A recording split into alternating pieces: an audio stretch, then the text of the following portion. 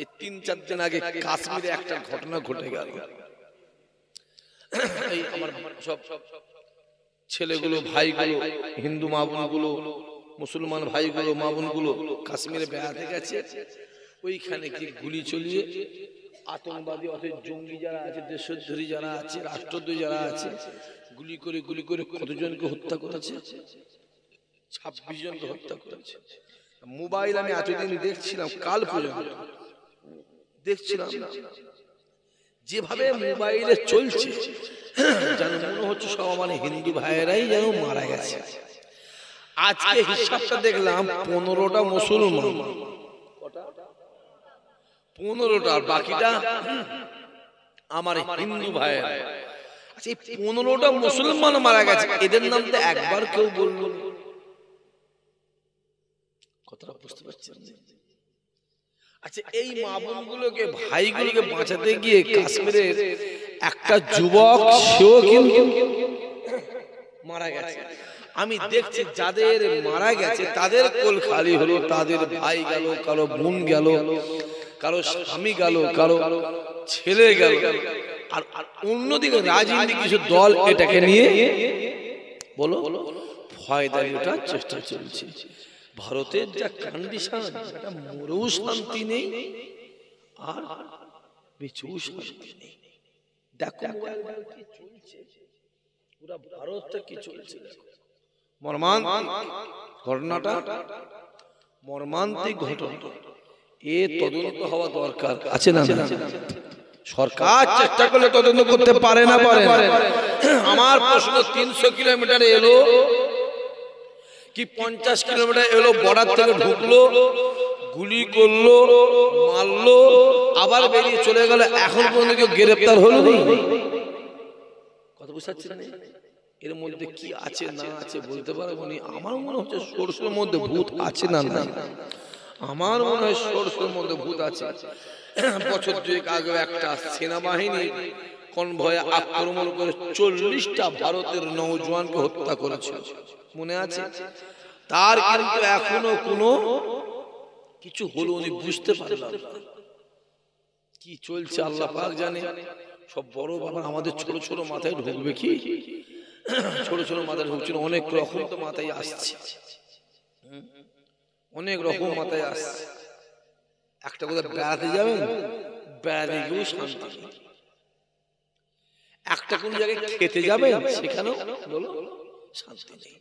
মসজিদে নামাজ পড়তে যাবেন, সেখানেও শান্তি নেই। মন্দিরে উপাসনা করতে যাবে, সেখানেও শান্তি নেই। যেন গোটা ভারতটা যেন কেমন একটা হয়ে গেল। এটা সেই পশ্চিম বাংলা, যে পশ্চিম বাংলায় অন্যান্য রাজ্যের মানুষ তাদের দেশে জমি জায়গা বিক্রি করে দিয়ে বাংলায় আসতো একটু শান্তির জন্য। আর এখন যা বাংলার কন্ডিশন, আমারই মনে হচ্ছে এখান থেকে বেরিয়ে পালাতে পারলে মনে হয় বাঁচি আমরা। কথা বুঝে যাচ্ছে না? বেশি বলা যাবে না বাবাজি, আমি এটুকু বলবো, দেশের পরিস্থিতি খুবই জোরে বলে খারাপ। আমাদের এই সামনে আজ কত তারিখ? গতকাল চলে গেল 26 তারিখ, ব্রিগেডে একটা সভা হওয়ার কথা ছিল, সেটা হলো না। ওই ব্রিগেডে সবাই সভা হবে মুসলমানদের, বললেই দোষ, দোষ তো সেনাবাহিনীর নামে দোষ চাপিয়ে দিয়ে, সেনাবাহিনী যে সেনাবাহিনী অর্ডার দেয়, কই একবার এটাকেও বললো তো লালবাজার অর্ডার দেয়নি। সেনাবাহিনী লালবাজারকে বলেছিল ওরা যদি নওয়াব কাছে সার্টিফিকেট দেয় আমরা অর্ডার দেব। সেনাবাহিনীটা কাঁদে, কেন্দ্রে জোরে বলে কাঁদে, আর লালবাজার কাঁদে।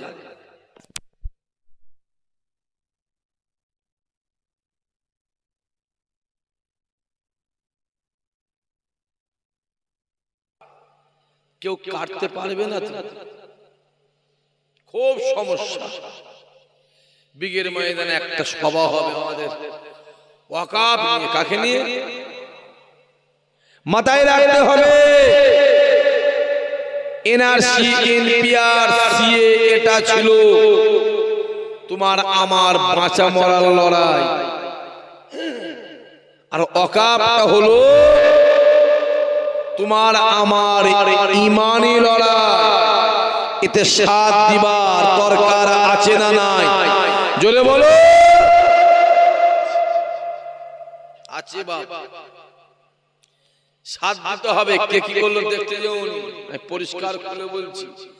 আমার কথা মানবে মানবে, না মানবে না মানবে। ঈশা সিদ্দিকীর বয়ে গেছে, বয়ে গেছে। আমি এটুকু বলবো, সামনে যে কন্ডিশন আসছে, মুসলমান যদি কেউ মসজিদে নামাজ পড়তে যায়, গেটে দেখে পুলিশ দাঁড়িয়ে আছে।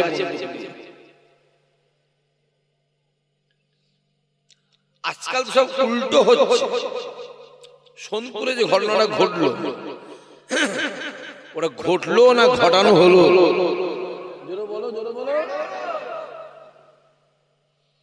অনেক কিছু হচ্ছে। আমি আজকেই সোনপুরের ছেলেগুলোর সঙ্গে ফোনে কথা বলছিলাম। আজকেই আমি টোটাল ডিটেলসে জানলাম, তো অবাক হয়ে গেছি। আরে রক্ষক যদি ভক্ষক হয়,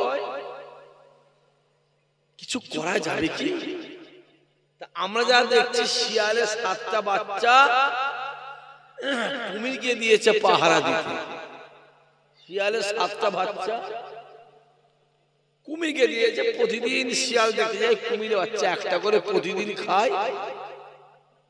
দেখ, শেষের দিনে 7টা 6 দিনে, মানে 7 দিন গেছে, আছে কটা?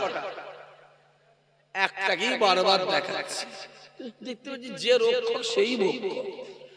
সোনপুরে যে ঘটনা, এ তো মারাত্মক ঘটনা। যদি তদন্ত করা হয়, এ তো অনেক কিছু হবে না, হবে না কথা বলে, অনেক কিছু। চারি সাইড দিয়ে ইমানদার গুলোকে ঘিরছে, চারি সাইড দিয়ে ইমানদার গুলোকে ঘিরছে। কি করে ইমানদারদের ঘরে ছোট করা যায়? জীবনে ইমানদারদেরকে ছোট কেউ করতে পারবে না। অনেক চেষ্টা করেছে, ভারত স্বাধীনের সময় চেষ্টা করেছে, কি করে ইমানদারকে ছোট করবো, মুসলমানদেরকে ছোট করবো। পারেনি, কারণ ভারত স্বাধীনের সময়তেও পারেনি, এখনো পারবে না, ভবিষ্যতেও পারবে না, পারবে না, পারবে না। ওই সময়তেও চেষ্টা করেছিল ছোট কর। তারপরও বলবো, ভারত স্বাধীনের সময় কিছু কম বেশি 92,000 মানুষ শহীদ হয়েছিল। তার ভিতরে 65,000 ইমানদার। আর এদের নামটা এখনো ইন্ডিয়ার গেটে লেখা আছে। জোরে হবে না? সম্মানটা দেয় আল্লাহ। আল্লাহ আল্লাহ তো বলে দিয়েছে, বান্দা তোরা ইমানদার হয়ে যা। যদি তোরা ইমানদার হয়ে যাস, যেখানে বিপদে মুসিবতে পড়বি, আমি আল্লাহকে একবার আল্লাহ বলে ডাকবি, আমি আল্লাহ তোর ডাকে সাড়া দিয়ে দেব। জোরে হবে না? ইমানদারদের ভয় দুনিয়াতে আছে কি? জোরে বলো। কোনো ভয় ইমানদারদের আগেও ছিল না, এখনো নেই, ভবিষ্যতে থাকবে না। কিন্তু মুনাফিকের ভয় আছে না নাই? কিছু তো মুনাফিক বেরিয়েছে, হঠাৎ দেখবে বলছে, অনেক কিছু বলছে। কিছু মুনাফিক বেরিয়েছে, মুনাফিক। এই মুনাফিক গুলোই তো আমাদের শেষ হচ্ছে।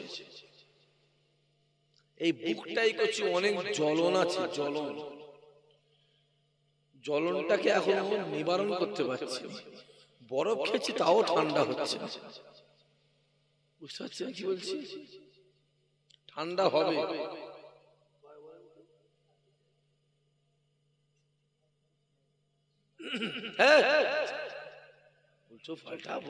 ছেলেগুলো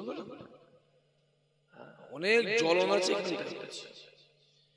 জীবনগুলোকে, জানগুলোকে আমাদের জ্বলিয়ে পুড়িয়ে ছারখার করে দিয়েছে। জানগুলোকে জ্বলিয়ে পুড়িয়ে শেষ করে দিয়েছে। হ্যাঁ, কি করবে? আল্লাহকে বলি, আল্লাহ করো, এই হয়েছে, ওই হয়েছে, এই হয়েছে, এই হয়েছে। আল্লাহ আল্লাহকে বলো। কিছু কিছু মানুষকে দেখলে ভয় লাগে, কি লাগে? ভয় লাগে। নবী আমার ডাক দিল, বাবা সাহাবারা শুনে রেখে দেন, আমি রাসূলুল্লাহ জানিয়ে দিলাম, যেখানে তোমরা আবু সুফিয়ানকে পাবে আর হিন্দাকে পাবে, ওইখানে তোমরা কতল করে দেবে।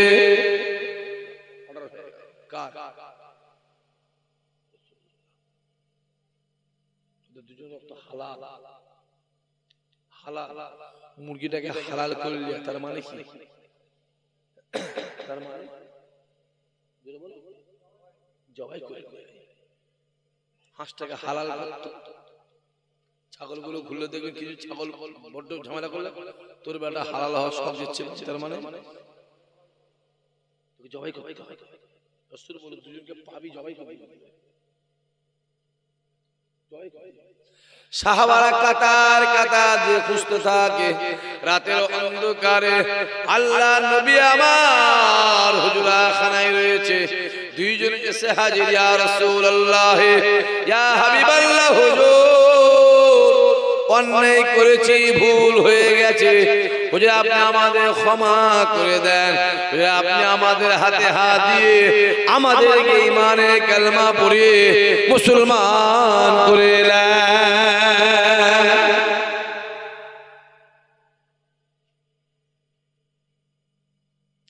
আল্লাহ নবী তাকিয়ে আছে, তাকিয়ে তাকিয়ে মনে মনে ভাবতে লেগেছে, ওমা আরসালনাকা ইল্লা রাহমাতাল লিল আলামিন। আল্লাহ নবী আমার তাকিয়ে তাকিয়ে হাতটাকে দিয়ে দুইজনকে ঈমানে কালেমা পড়িয়ে দিলেন। ঈমানে কালেমা পড়াবার পরে আল্লাহ নবী বলেছিল, এই হিন্দারে, তুমি আমার সামনে আসবে না, আসবে না, আসবে না। আমি রাসূলুল্লাহ তোমায় বলে দিলাম তুমি আমার সামনে আসবে না। হিন্দা ডাক দিয়ে বলেছিল, ইয়া রাসূলুল্লাহ, ইয়া হাবিবাল্লাহ, হুজুর আমি তো ঈমানে কালেমা পড়েছি, আমার জীবনে জিন্দেগির অতীতের কথা তওবা করে নিয়েছি, আমি তওবা করে নিয়ে আমি আপনার হাতে হাত দিয়ে ঈমানে কালেমা পড়ে মুসলমান হয়ে গিয়েছে।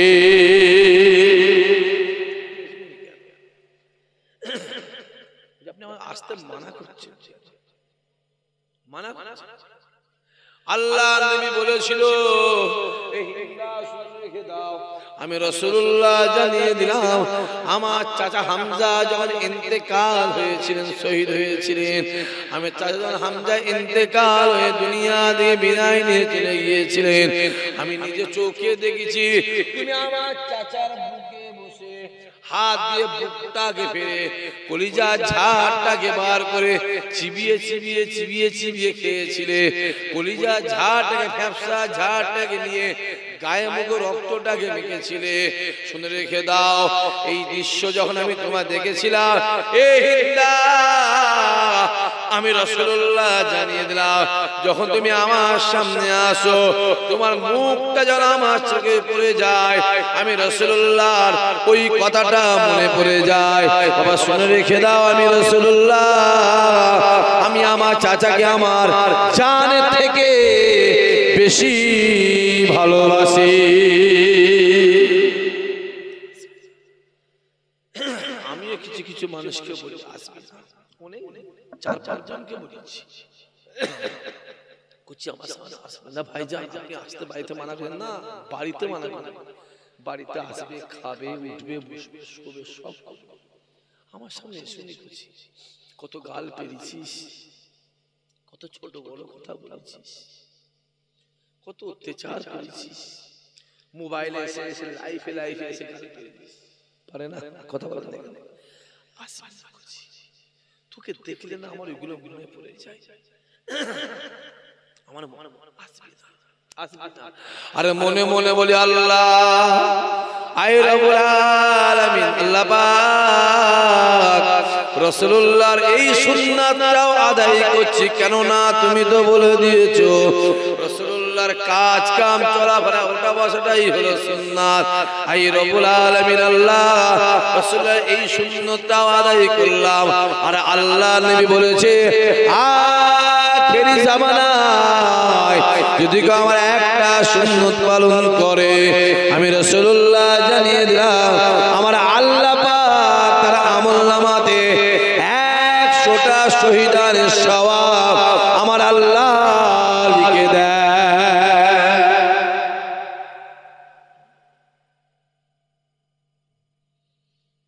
একটা জায়গায় দাঁড়ানো নীতিটা ঠিক করা এই সময় খুব কঠিন ব্যাপার, ঠিক না? খুব কঠিন। দেখতে পেলেন কদিন আগে ফুরফুরা দরবার শরীফে আমাদের মাননীয় স্মরণীয় বরণীয় সম্মানীয় মাননীয় মুখ্যমন্ত্রী সাহেব, জানেন তো আপনারা? চেনেন না? পশ্চিমবাংলা মুখ্যমন্ত্রী ছিলেন না? ছেলে তো বলছে পশ্চিমবাংলা মুখ্যমন্ত্রী ছেলে, ওই জন্য রাত্রে 1টা বাজে দাওয়াত দিতে চাইছে। কি বলছে? ছেলে ছেলে না ছেলে না মহিলা ফুরফুরা দরবারে গেল, হুজুর করে খাওয়াবে, কাঁদে হবে কথা বলো কথা বলো। কপাল হুজুররা করেছে, আপনারাও খাওয়াচ্ছেন, উনিও খাওয়াচ্ছে, যে যাচ্ছে সেই খাওয়াচ্ছে, শুধু আলনুরা হক ফুরফুরা খাওয়াচ্ছে না।